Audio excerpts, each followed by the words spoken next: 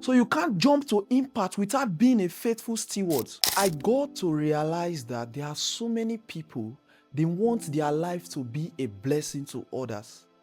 Even you watching me in this video want your life to influence others. They want their life to impact others. But at the end of the day, impact is never the first step. Today, I'll be bringing to our insights on the framework that guides everything we teach. If so many of you have checked our artboard, you will get to realize that it comprises of 4 major keys. The first is purpose. The second is calling. The third is stewardship. And the fourth is impact. So like I said, impact is never the step 1. Based on the framework that guides everything we teach, purpose is the first step. Purpose is the foundation. Calling is what gives direction. Calling is how the purpose is expressed. While stewardship is the ability to be faithful in what God has given you. Now, another definition of stewardship we call management or being a manager. The ability to manage or being faithful in what God has given you.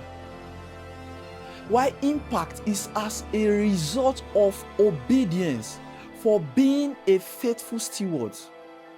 So purpose is what leads to calling. Calling requires stewardship, and stewardship is what produces impact. So many people want visibility, but they don't want responsibility. So many people want influence, but they don't want to be faithful. So you can't jump to impact without being a faithful steward. For example, if in the IT world today, there's what we call input and there's what we call output. See input as the stewardship and see output as the impact. Have more control over stewardship, but you don't have control over the impact.